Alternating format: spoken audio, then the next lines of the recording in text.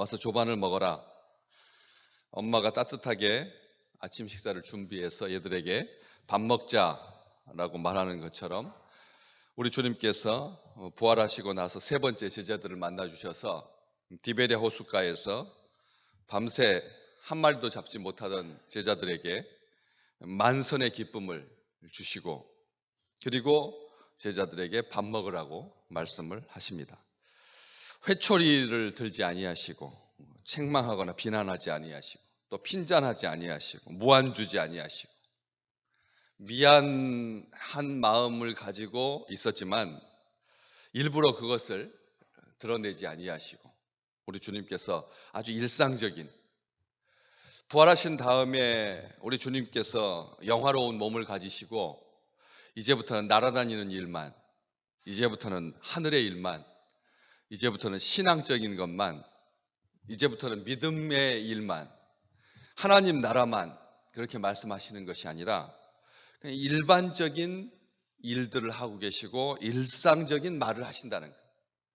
변화되었으니까 목소리도 아주 많은 물소리와 같이 제자들에게 아주 위험찬 목소리로 특별한 일들, 기가 막힌 일들만 의논하고 행하시는 것이 아니라 부활하신 이후에도 먹고 마시는 이 기쁨이 본질적인 기쁨이기 때문에 그런 것입니다.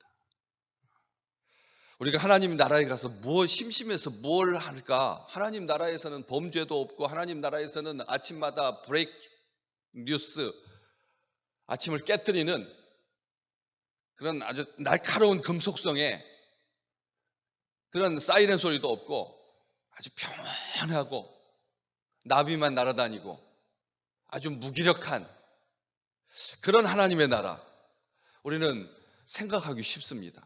도대체 좀 시끌벅적해야 그래야지 사는 맛이 나지 하는, 이렇게 하나님의 나라를 비하하고 하나님의 나라를 우습게 여기는 그런 생각들과 그런 문화들이 있습니다. 우리 주님께서 부활하신 다음에 그렇게 어떤 영적인 일, 어마어마한 일 말씀하시지 아니하고 와서 밥 먹으라고 하십니다. 주께서 차려주신 아침 식사, 이 세상에 가장 행복한 식탁일 겁니다.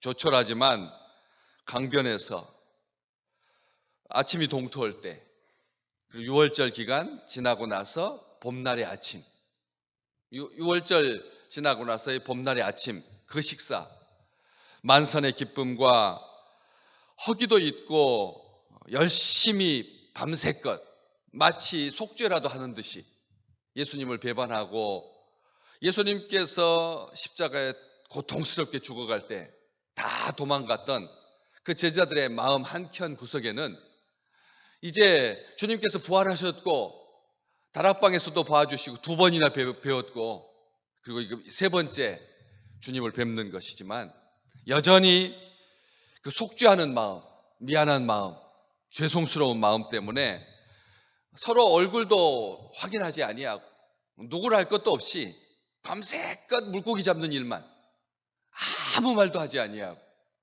그렇게 고요하게 밤새껏 고기 잡던 제자들에게 주님께서 와서 조반을 먹으라고 하시는 거죠.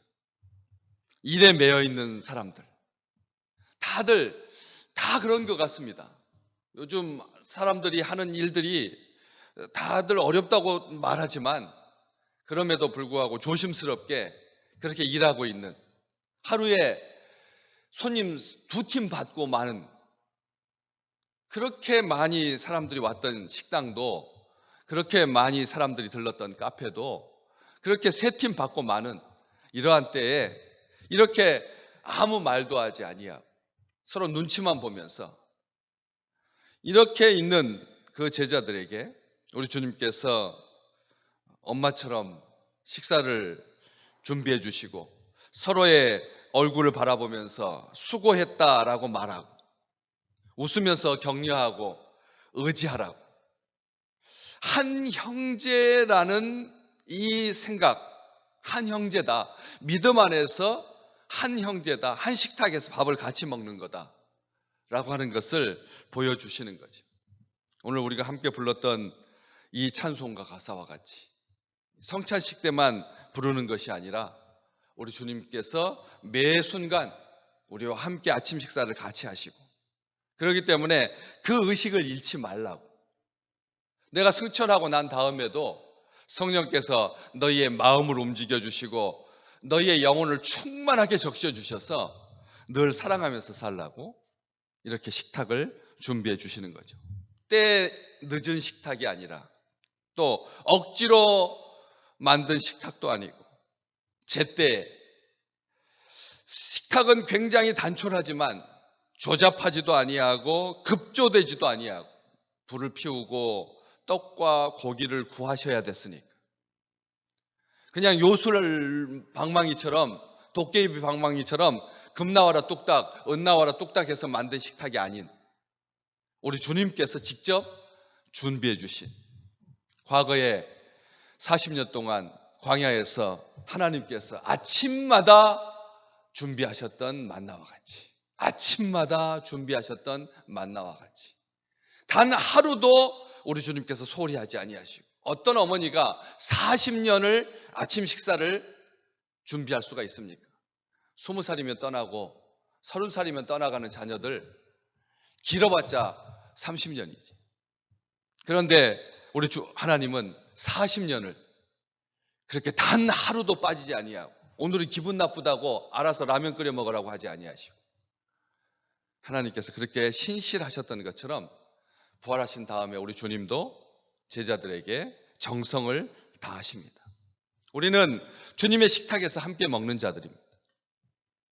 과거에는 부활절과 성탄절 2번 정도 성찬식을 행했지만, 이제는 기회 있을 때마다 주님의 식탁 앞에, 성찬 앞에 함께하는 것이죠. 한 형제이기 때문에 그렇습니다. 영적으로 입맛이 똑같기 때문에 그렇습니다. 왜요? 한 어머님 손맛으로 길들여진 자녀의 그 입맛은 독특하다라고 서로는 말하겠지만, 나는 입에 물린다라고 말하는 그런 악한 백성도 있었지만, 그래서 이빨 사이에 메추라기 고기가 낀 채로 탐욕의 무덤에서 죽을 수밖에 없었던 아픈 역사도 있었지만, 이스라엘 백성들은 200만 명이 40년 동안 한 맛으로 길들여졌습니다. 이게 중요한 것입니다. 불평하지 아니하고, 딴 생각하지 아니하고, 한 마음으로 이 먹고 사는 것에 매이지 말라고, 먹고 사는 것으로 매이지 말라고. 그래서 떡과 빵과 생선을 따끈따끈하게 우리 주님께서 정성껏 차려내셔서 제자들에게 주시는 것입니다. 성도의 교제입니다. 까다롭지 말라고, 복잡하게 생각하지 마라.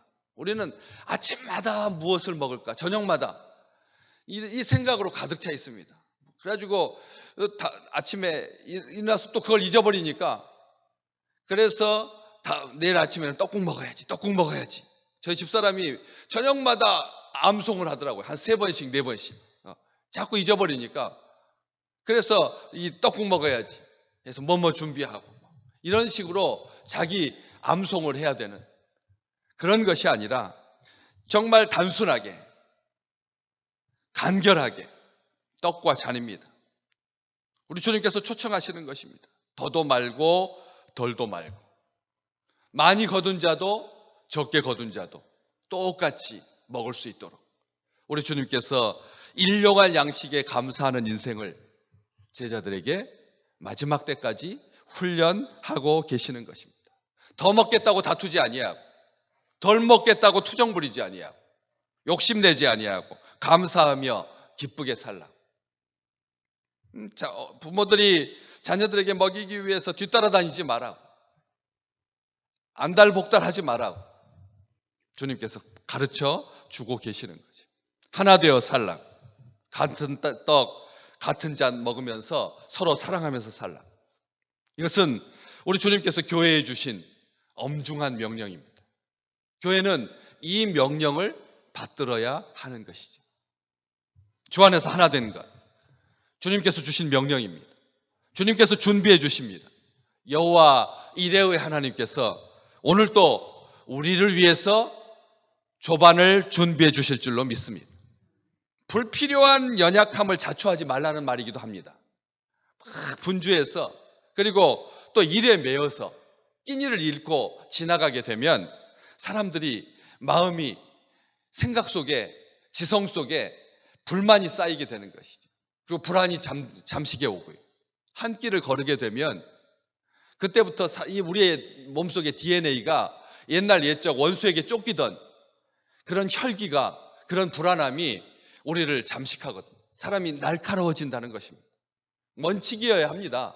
아침을 주시는 하나님 앞에. 우리가 이렇게 새벽을 사는 것은 다른 이유가 없어서입니다. 다른 이유 때문이 아닙니다. 우리가 무슨 어떤 열심이 있어서 어떤 간절한 바람이 있어서 하나님의 제단 앞에 무릎 꿇고 기도하긴 하지만 그러나 1차적으로 하나님께 주시는 하늘의 양식으로 하루를 시작하겠다라고 하는 그 결심과 의지 그리고 주님의 명령에 이렇게 우리가 주의 제단에 오른 것이죠. 우리의 자랑도 아니고 우리의 헛 욕심도 아닙니다. 우리 주님께서 그렇게 식탁을 차려주시니까 불필요한 그런 분주함 때문에 그런 연약함 때문에 서로 날카로워져서 말 하나도 독살스럽지 아니하도록 말 한마디도 함부로 하지 아니하도록 우리 주님께서 밥 먹자라고 말씀하신다라고 하는 것이죠. 이건 중요한 것입니다. 이건 영적인 원칙이면서 육의 원칙이기도 합니다. 그래서 이렇게 먹으면 사람들이 1차적으로 날카로움이 누그러지거든요. 날카로움이 부드러워집니다. 밥을 같이 먹으면서. 그래서 당신이 누구냐? 감히 묻는 자가 없었던 것이죠. 제자들 7명 예수님 앞에서 당신이 누구냐? 감히 묻는 자가 없었다. 이 말은 무슨 뜻입니까? 아침 먹으면서 더 이상 질문이 불필요하게 된 것입니다. 건강한 질문이야 필요하죠. 그러나 아직까지도 당신은 누구십니까? 질문하고 있다면 이것은 제자됨을 망각한 것입니다. 아직도 우리의 신앙 가운데 하나님은 어떤 분인가? 아직도 우리의 신앙 가운데 주의를 지켜야 되는가? 아직도 우리의 신앙 가운데 헌금은 웬 말인가? 아직도 우리의 신앙 가운데 해결하지 못한 세례의 의미도 성찬의 의미도 아직도 모르는 부활절과 성탄절이 왜 우리에게 주어졌는지 왜 안식일을 기억하여 거룩하게 지켜야 하는지 이것에 대해서 아직도 답을 정하지 못해서 여전히 질문해야 된다면 오늘 주신 말씀 더 이상의 질문이 불필요했던 것처럼 의문과 혼돈과 갈등이 해소된 것처럼 무엇을 해야 하는지 알게 되었던 것처럼 주님의 식탁에서 우리의 사명이 되살아나고 그리고 모든 의문과 갈등이 해소되시기를 주의 이름으로 축복합니다. 주님 전에 오실 때 미지근한 채 아직도 해결되지 않은 채 그렇게 시작하지만 그럼에도 불구하고 우리 주님의 만찬 주님의 식탁에서 모든 것이 정리되어서 그래서 한결같이 주님의 일을 잘 감당하고 한 형제 되어서 서로 사랑하고 서로 아끼고 서로 격려하고 감히 묻는 자가 없었던 것처럼 이 축복이 우리의 생애에 하루도 거르지 아니하고 오늘은 건너뛰고가 아니라 매 끼마다 매일마다 대하는 주님의 하늘의 양식 아래서 이 축복을 놓치지 아니하고 누리는 귀한 생애가 되시기를 주의 이름으로 축복합니다.